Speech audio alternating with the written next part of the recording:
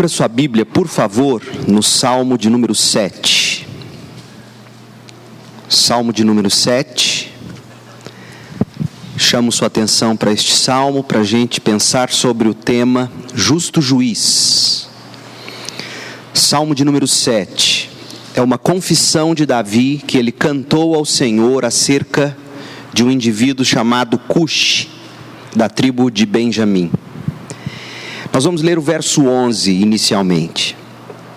Deus é um justo juiz, ou Deus é um juiz justo, um Deus que manifesta cada dia o seu furor. Ó Deus, em nome de Jesus, que o Senhor nos ensine sobre a sua justiça hoje à noite, e que o Senhor nos conduza às águas tranquilas do descanso, na soberania do Senhor quando somos injustiçados, que possamos aquietar a alma e saber que o Senhor é Deus de tudo e de todos.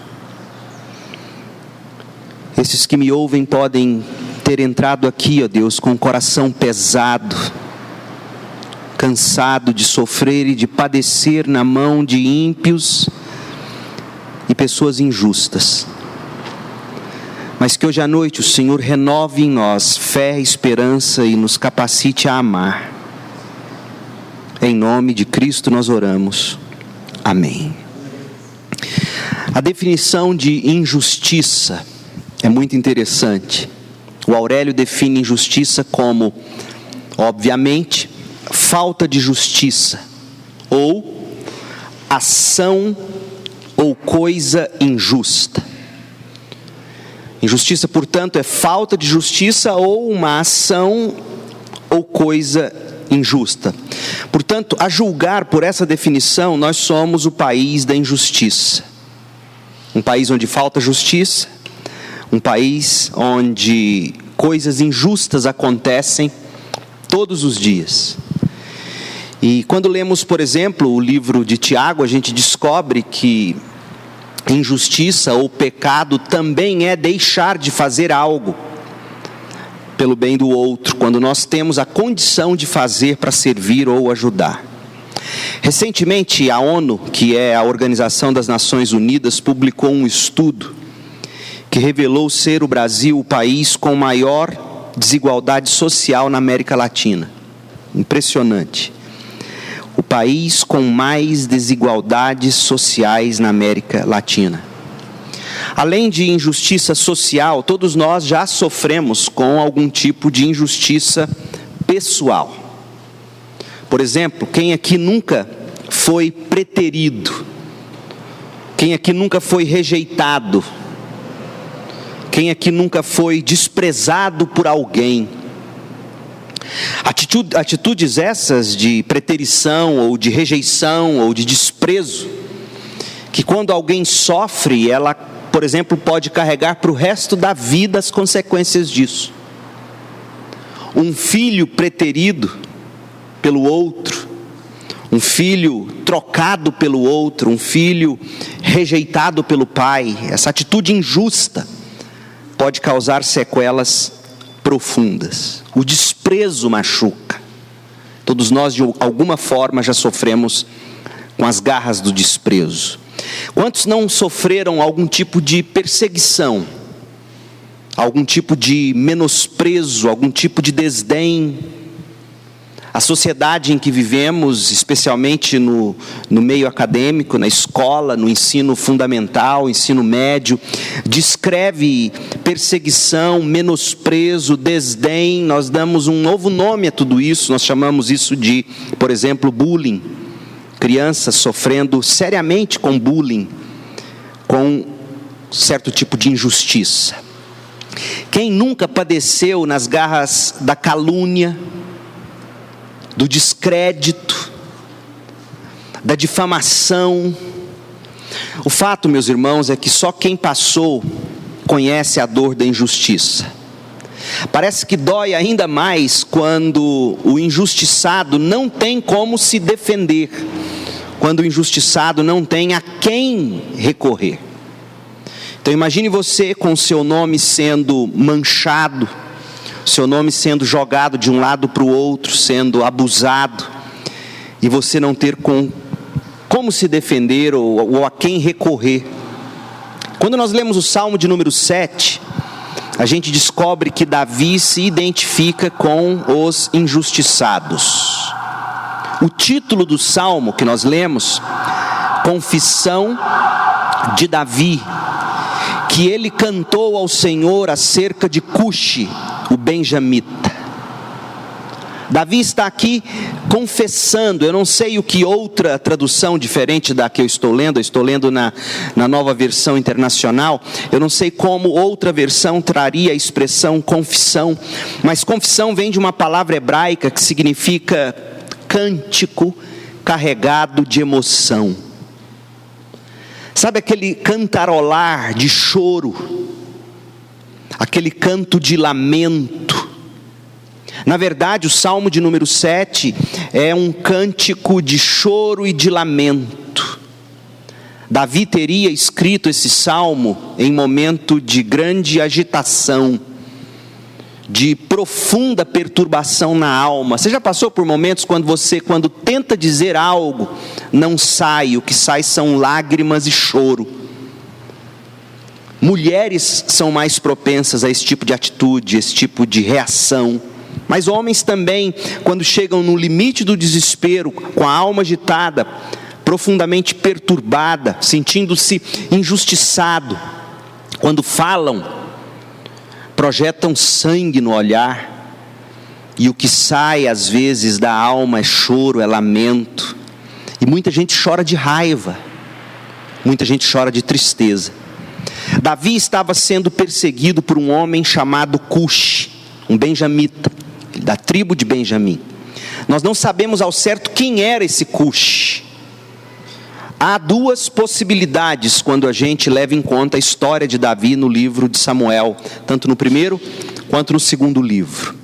A primeira das possibilidades aponta para quando Saul estava buscando capturar e destruir Davi. Saul tinha em Davi um rival. Deus havia ungido Davi, mas Deus ainda não havia destronado o rei. É interessante, porque Deus faz isso às vezes. E à medida em que Saul via Davi se progredir, Saul se sentia indignado e Saul perseguia. E naquele tempo, Davi sofreu nas mãos de centenas de homens bajuladores de Saul. Saul tinha uma corja de homens que desejavam cair na graça do rei. Todos esses homens de Saul eram, em sua maioria, da tribo de Saul ou da tribo de Benjamim. E é provável que, encabeçando o bando que perseguia Davi, na esperança de levar uma boa notícia a Saul, dizendo: pegamos o seu inimigo, matamos aquele que quer usurpar o seu trono, talvez quem encabeçasse esse grupo seria esse fulano chamado Cuxi. A gente pode ler um pouco sobre esses homens a partir de 1 Samuel, capítulo 22, verso 6. A segunda possibilidade remonta aos dias da rebelião de Absalão, que era de Benjamim, a tribo de Saul. Os homens de Absalão, eles eram inimigos implacáveis de Davi. E a gente sabe que dentre esses homens de Absalão existia um homem chamado Simei, que segundo Samuel 16, a partir do verso 5, nos conta o quanto esse homem não poupou palavras e atitudes maldosas publicamente para escarnecer e destruir Davi. E há quem pense que parceiro de Simei era um homem chamado Cuxi, que escarnecia Davi. Nós não sabemos qual Cuxi, se era um dos homens de Saul, se era um dos homens de Absalão, ou algum outro, de que a Bíblia sequer faz menção. De toda forma, tudo indica que Davi estava sendo escarnecido por um sujeito real, cujo nome era Cuxi, um benjamita. E esse homem, ele tinha um único alvo em mente. Ele queria reconhecimento e ele queria recompensa de seu líder.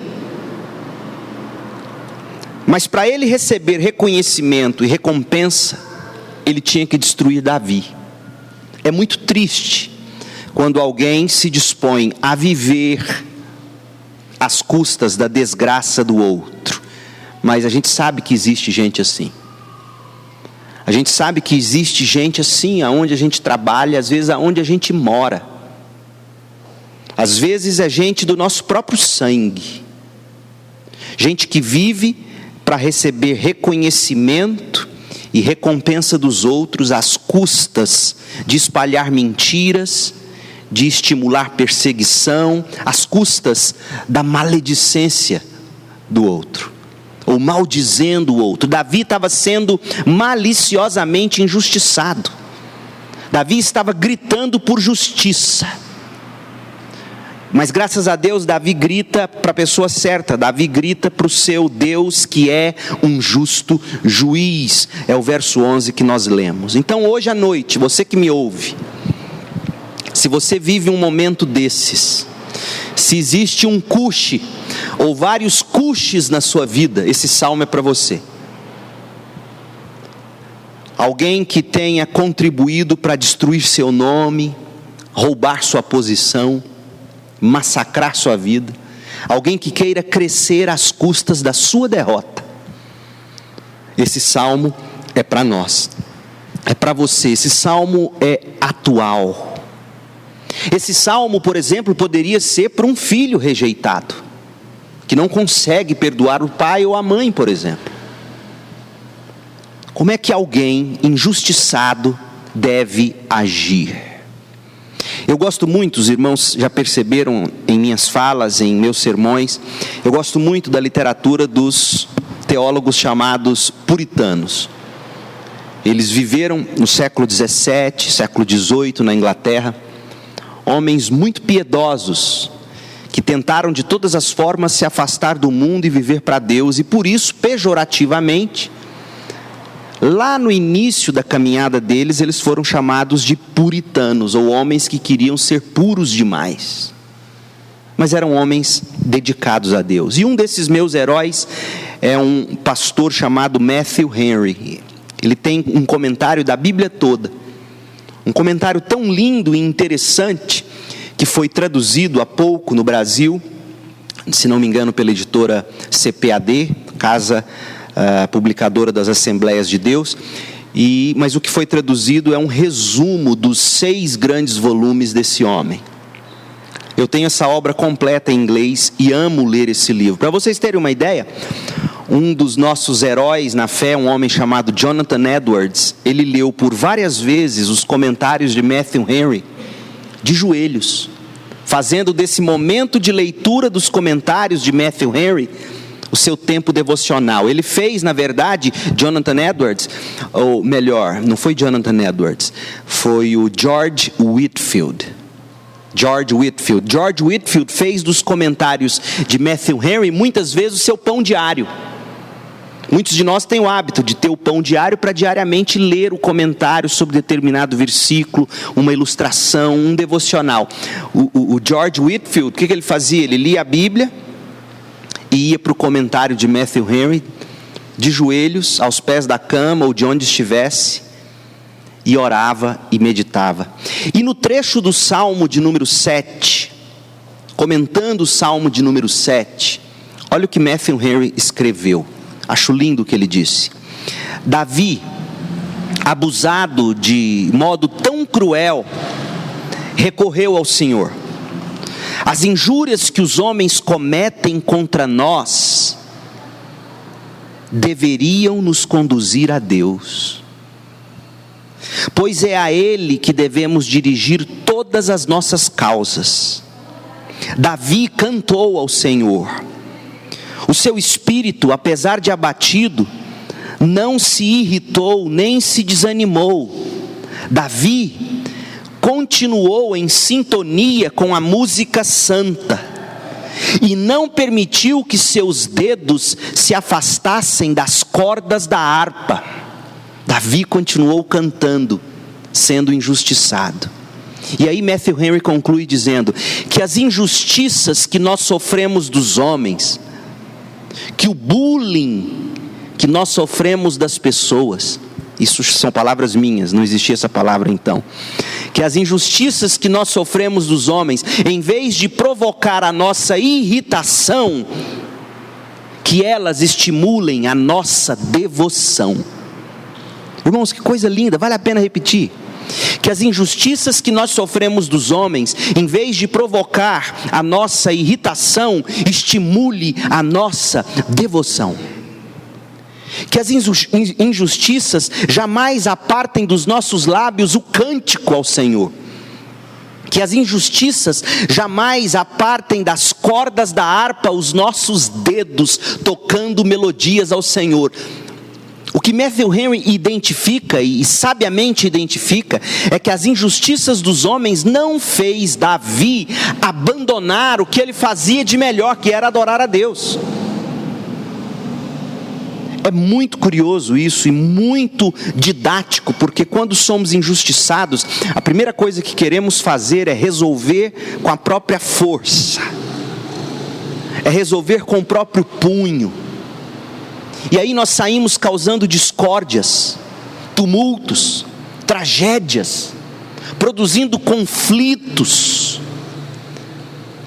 Conviver ao lado de pessoas injustiçadas pode ser o pior dos estados para alguém, sabia disso? Elas ficam furiosas. Eu não estou dizendo que quando somos injustiçados, em verdade e em amor, lembre-se sempre disso, em verdade e em amor, nós devemos buscar direitos, por exemplo, dentro dos padrões bíblicos. A propósito, Paulo é muito interessante. Paulo vai dizer, escrevendo aos Coríntios, o seguinte: olha, como é que um irmão leva o outro no tribunal? Como é que um irmão processa o outro? Paulo diz, sabe qual é a atitude correta de um irmão? Quando injustiçado, ele sai perdendo. É interessantíssimo isso. Mas há momentos em que com verdade e com amor, nós podemos buscar direitos. Mas o que nós jamais podemos deixar de fazer é de recorrer a Deus em devoção. O que nós temos no Salmo de número 7 é uma encruzilhada. Quando injustiçados, de duas uma. Ou a gente parte em ódio e ira, buscando resolver com a nossa própria força, ou a gente se debruça diante de Deus, buscando Deus que é um juiz justo. O texto da Bíblia, como esse texto, por exemplo, o Salmo de número 7, nos leva a concluir que todas as coisas cooperam realmente para o bem de quem ama a Deus, para o bem daqueles que são chamados segundo o propósito de Deus. Essa experiência de Davi com a injustiça nos mostra que quando injustiçados, em vez de seguirmos o caminho do ódio, da vingança, do ressentimento, da depressão, do desespero, da manipulação, do jeitinho, do atrofiamento espiritual, do resmungamento, tem muita gente assim, em vez desse caminho, a gente tem que seguir pelo caminho da busca pela graça e misericórdia de Deus. Nós lemos o Salmo 7, nós vamos lê-lo melhor daqui a pouco, e a gente vai descobrir que Deus se revela de uma forma especial a Davi nesse momento de injustiça, e que se não fosse pela injustiça sofrida, Davi jamais conheceria um dos grandes atributos ou qualidades de Deus, que é a justiça. Quando é que alguém conhece a justiça? Quando a injustiça é interrompida. Não havendo injustiça, não há necessidade de se aplicar a justiça. Então às vezes as pessoas me perguntam, pastor, por que Deus teria permitido o pecado, por exemplo? Por que Deus teria permitido pecado, ou decretado o pecado, ou dito, vai acontecer o pecado? Ele não é o causador do pecado, mas ele, como onisciente, ele decreta, acontecerá. Então por que Deus faria isso se ele é amor? E aí Jonathan Edwards, citando provavelmente Agostinho, ele vai dizer o quê? Ele vai dizer o seguinte: quando o pecado entra no mundo, entrou a possibilidade de se conhecer a justiça de Deus. entrou a possibilidade de se experimentar de forma singular o amor de Deus. Pense bem, como vimos domingo passado, a cruz revela esses dois grandes atributos, justiça e misericórdia. A cruz é a resposta de Deus ao pecado. Davi estava vivendo um dos seus piores momentos, mas a função ou o objetivo de Deus com tal sofrimento era que Davi provasse da justiça, era que Davi conhecesse o Deus justo. Davi escolheu a segunda via, ele não escolheu a via do ódio, da vingança. Davi escolheu a via da fé, da esperança, do amor. E pode ser que muitos de vocês que me ouvem estejam sangrando por causa de injustiça, estejam ardendo em febre, infeccionados na alma pelo desejo de justiça, e de justiça com as próprias mãos. Se for esse o seu caso, o Salmo 7 é para você, você precisa ouvi-lo, e você precisa sair daqui curado desse sentimento. Então, permita-me ver com vocês quatro passos que Davi dá, ou quatro atitudes que Davi tem, 4 lições que ele aprende do justo juiz que é Deus. Em primeiro lugar, o justo juiz ouve a oração. O justo juiz ouve a oração. Uma das primeiras reações de quem sofre injustiça é a de querer falar, não é? Já viu alguém injustiçado? Valdinei é policial, já deve ter abordado vários casos assim, pessoas que foram roubadas na rua. Provavelmente, eu chutaria e diria, Valdinei, que a maioria dessas pessoas, quando a polícia chega, o que elas querem fazer? Relatar, falar.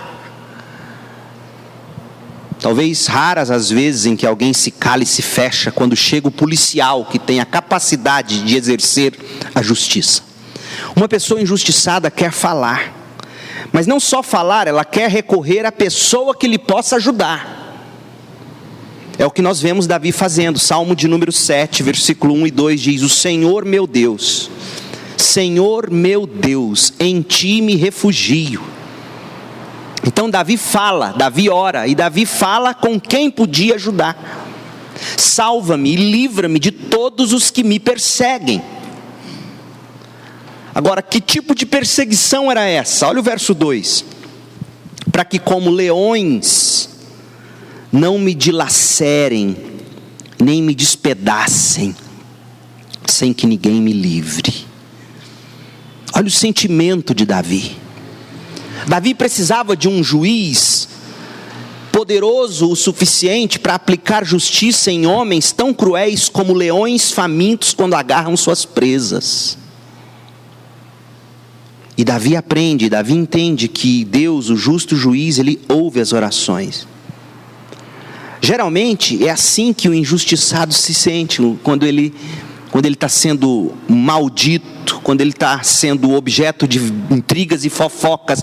Ele se vê diante de leões vorazes, se sente sozinho, abandonado, frágil, impotente, apavorado.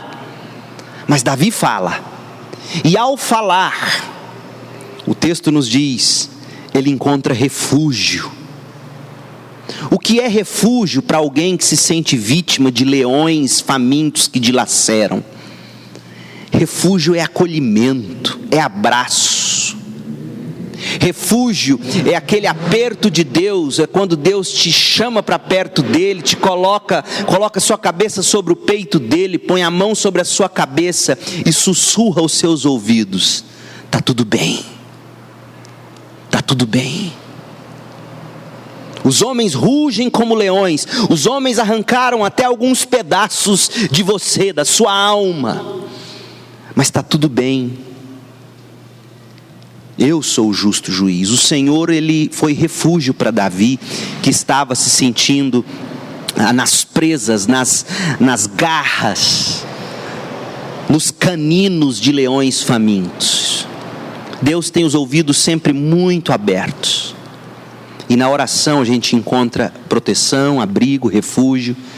Deus que ouve. Então Davi aprendeu que o justo juiz ouve a oração.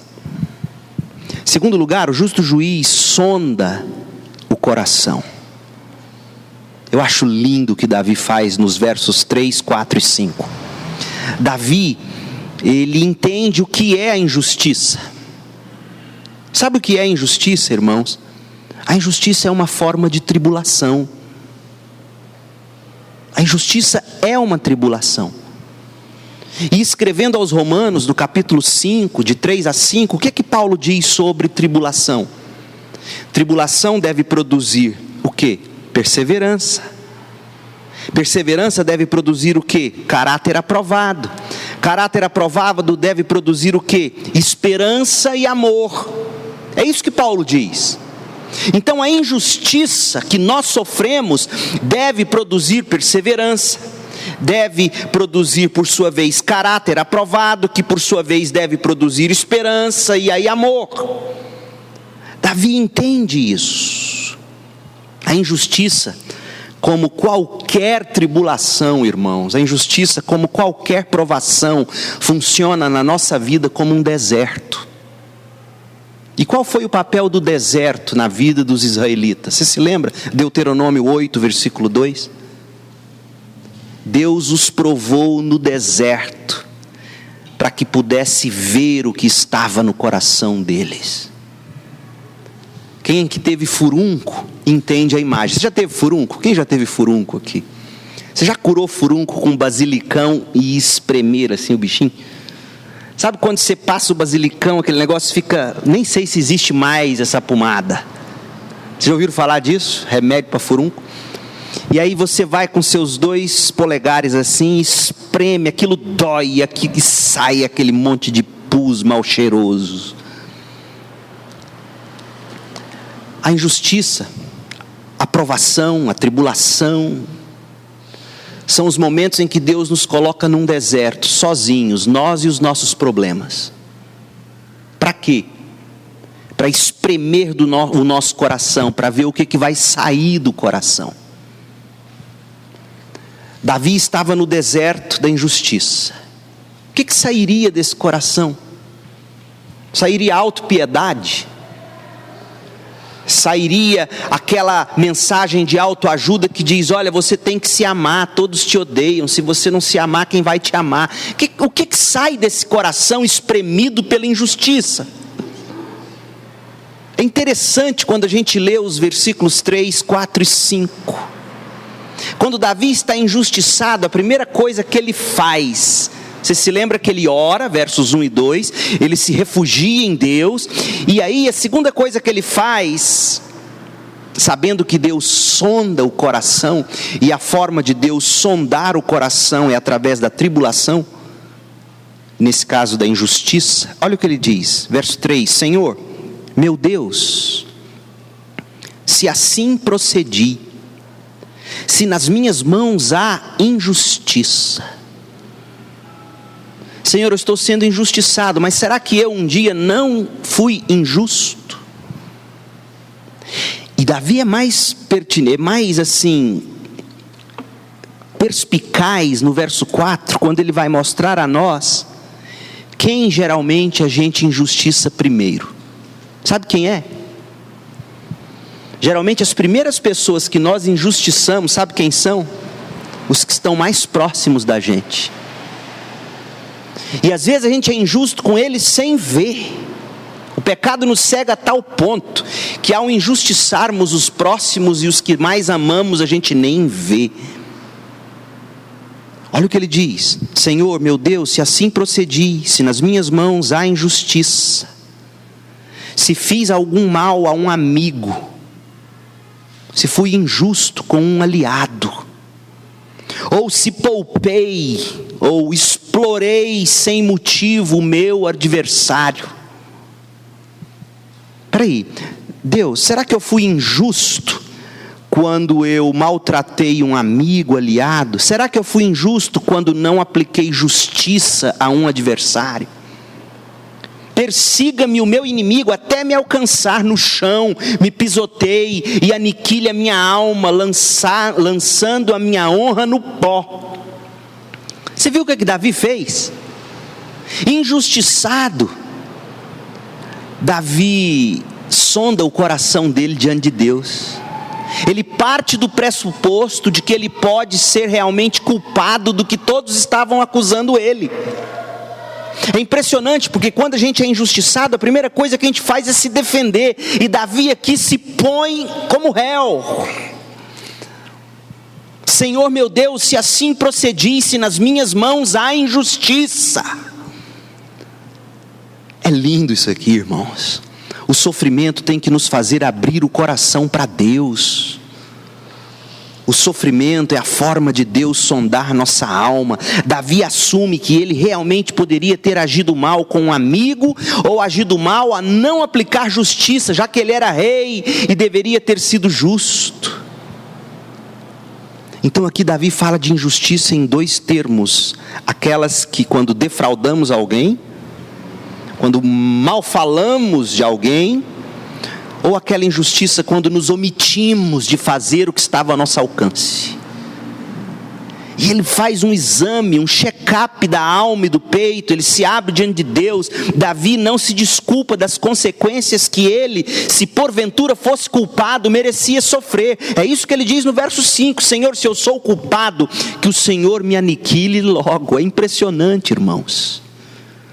Diante do justo juiz, nós jamais devemos nos desculpar. E como é fácil para nós nos desculpar quando somos injustiçados ou estamos sofrendo. Não é verdade? Aprendamos com essa atitude de Davi. Em terceiro lugar, o justo juiz age com retidão. É isso que está dito nos versos 6 a 16. Contrário do que muita gente pensa, confiar em Deus, que é justo juiz, não é sinônimo de passividade. Muita gente pensa que esperar em Deus é ser alguém com falta de iniciativa. Gente que não tem reação, gente que não tem coragem. Em alguns casos, Deus realmente vai dizer a nós, marche, não é? Não foi o que disse a Israel, a Moisés, diante do mar vermelho? Mas em muitos casos, Deus vai dizer a nós, aquietai-vos e sabei que eu sou Deus. Então confiar no justo juiz é cultivar fé, é cultivar esperança na ação do Senhor que age com retidão. E aí nós aprendemos, olha só o verso 6, levanta-te, Senhor, na tua ira, ergue-te contra o furor dos meus adversários, desperta-me, ou desperta-te, meu Deus, ordena justiça. Reúnam-se os povos ao seu redor, das alturas reina sobre eles. O Senhor é quem julga os povos. Julga-me, Senhor, conforme a minha justiça, conforme a minha integridade. Deus justo, que sondas as mentes e os corações, dá fim à maldade dos ímpios, e ao justo dá segurança. O meu escudo está nas mãos de Deus, que salva o reto de coração. Deus é um juiz justo, um Deus que manifesta cada dia o seu furor. Gente, a ira santa de Deus é a esperança do salmista. A ira santa de Deus é a esperança do crente. O Senhor odeia o pecado. O Senhor abomina aqueles que desonram os filhos de Deus. Paulo sabia disso. Tanto sabia disso que ele escreve Romanos 12. Leia lá, Romanos 12, 17. Ele diz assim, não retribuam a ninguém mal por mal. Procurem fazer o que é correto aos olhos de todos. Façam todo o possível para viver em paz com todos. Amados, nunca procurem vingar-se. Mas aí vem, mas deixem com Deus a ira, pois está escrito, minha é a vingança, eu retribuirei, diz o Senhor. Deus odeia aquele que persegue o seu povo e que nunca se arrepende. Deus, quando age com retidão, julgando o injusto que se recusa a se arrepender, Deus age na proporção do pecado da injustiça. É isso que Davi diz no Salmo 7, de 12 a 16. Salmo 7, de 12 a 16, Davi vai dizer que Deus age na proporção do pecado, da injustiça, na vida daquele que não se arrepende. Por isso que às vezes os salmos são complicados para entendermos. Parece que fala muito de vingança. Sim, fala. Mas fala de vingança da parte do Deus que precisa agir na vida do pecador que nunca se arrepende. E aí, Salmo 7, verso 12 diz: se o homem não se arrepende, Deus afia a sua espada, arma o seu arco e o aponta, prepara suas armas mortais e faz das suas setas flechas flamejantes. Quem gera maldade concebe sofrimento e dá à luz a desilusão. Quem cava um buraco e o aprofunda cairá nessa armadilha que fez.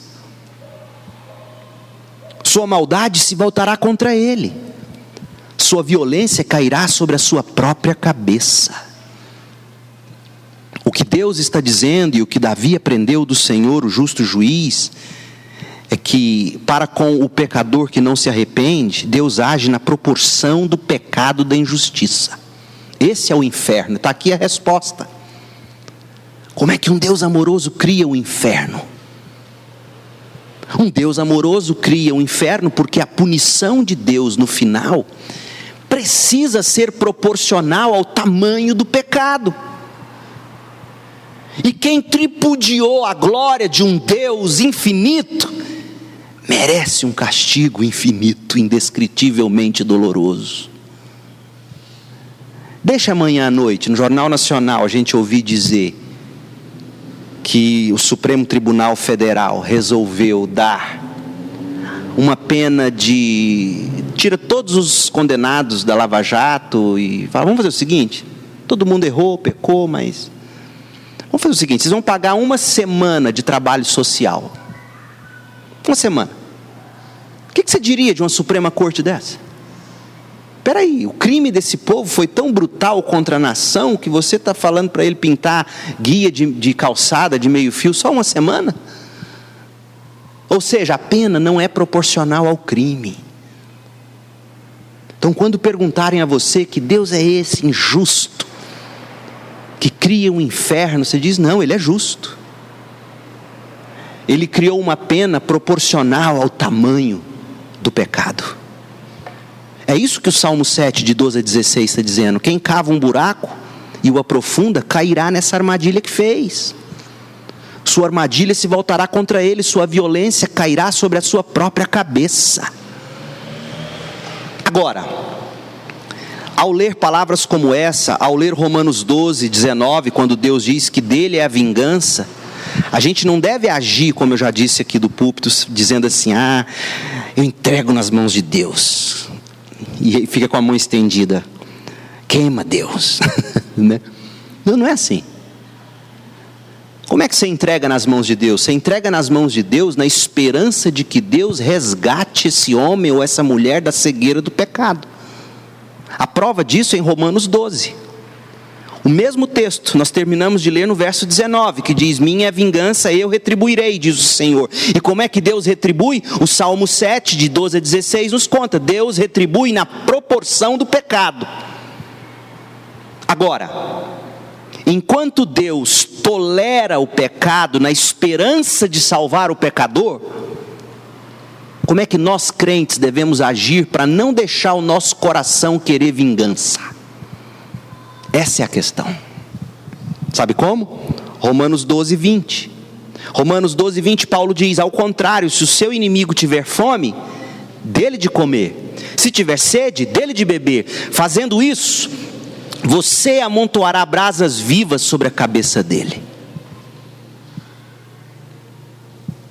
Não se deixem vencer pelo mal, mas vençam o mal com o bem. Essa é uma forma de agir que é didática. Essa forma de agir, pagando o mal com o bem, guarda o nosso coração do ódio, serve para a gente testemunhar da graça de Deus aos que praticam a injustiça, na esperança de vê-los resgatados desse caminho que é perigosíssimo, ou seja, eles sofrerão punição proporcional ao tamanho do pecado deles. Isso é terrível, porque o justo juiz age com retidão. O justo juiz pune na proporção do pecado. Então, ai do pecador que insiste, Ai do pecador que insiste em não se arrepender. É isso que Davi está dizendo, é isso que Paulo disse. Deus saberá agir na medida certa, se necessário for. Confie nele. Agora, enquanto Deus vai dando tempo para ver se o pecador se arrepende, você, para não nutrir ódio, pague o mal com bem. Ore pelos que te perseguem, dê comida para os seus inimigos, dê água para aqueles que falam mal de você. Irmãos, isso nos deixa livres para amar. Sabia que isso é libertador? Confiar num Deus justo, que aplicará a justiça na proporção do pecado, mas que enquanto Deus dá tempo, enquanto Deus dá linha, é igual pescar pintado. Você já pescou pintado?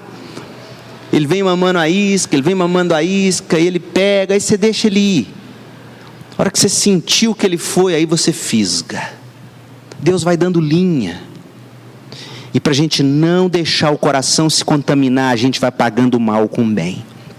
E a última coisa, o justo juiz, ele recebe a adoração. Salmo 7:17. O justo juiz ouve a oração do injustiçado. O justo juiz sonda o coração do pecador. O justo juiz age com retidão na proporção do pecado, vindicando seus filhos. Esse justo juiz merece toda a adoração. É por isso que Davi termina com um tom de louvor. Ele diz: darei graças ao Senhor por sua justiça.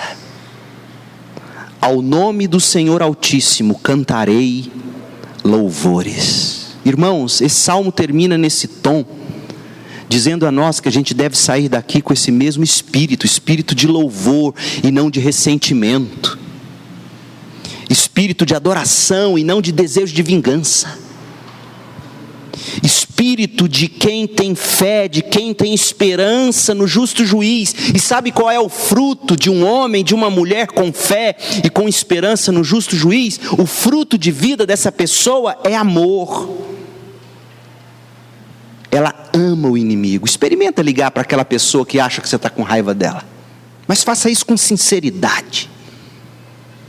Fiz isso essa semana. Liga com carinho, mas liga tendo orado. Ela vai atender, se te atender, ela vai atender assim, nervosa, e você vai perceber, e você vai abrandando. Como é que está a sua vida? Você está precisando de algo? Assim age o cristão. O salmo termina com uma nota de louvor, um cântico, porque Davi, quando injustiçado, não apartou seus dedos da harpa. Em vez de trilhar o caminho da injustiça, tentando vingar com as próprias mãos, daí ele seria tão injusto quanto os homens que o injustiçavam. Davi resolveu ter fé e esperança. Sendo assim, ele amou. Que liberdade isso traz para o marido que se sente injustiçado pela esposa? Pensa. Que liberdade isso traz para a esposa que se sente injustiçada? Que liberdade isso traz para um filho que foi injustiçado a vida inteira? Que liberdade isso traz para uma pessoa sofrendo bullying, sendo perseguida, confiando no justo juiz, com fé, com esperança, sabendo que se esse pecador não se arrepender na mesma proporção, ele será punido. Mas enquanto Deus dá tempo a ele, a gente busca todas as formas de amar, amontoando brasas. Amontoando brasas. Que Deus, portanto, nos abençoe com fé, com esperança, para a gente conseguir, irmãos, perseverar com amor por essa vida tão difícil e tão injusta. Deus é o nosso justo juiz. Oremos. Deus querido, em nome de Jesus, que o Senhor nos ajude e nos ensine a confiar no justo juiz. O Senhor é Deus que ouve as orações dos injustiçados. O Senhor é Deus que sonda o coração de quem está no deserto da injustiça. O Senhor é juiz justo que age com retidão, na proporção do pecado do injusto que não se arrepende. O Senhor é justo juiz que recebe ou merece receber toda a nossa adoração. Faça-nos sair daqui cantando, dando graças ao Senhor por sua justiça. possamos dizer com Davi: ao nome do Senhor Altíssimo cantarei louvores. Ó Deus, que seja assim na nossa vida, hoje e para sempre, em nome de Jesus, amém. Deus abençoe você, meu irmão, com graça, misericórdia e paz, e que Ele encha o seu coração com fé e esperança, para você amar. Agora ore por alguns instantes, silenciosamente.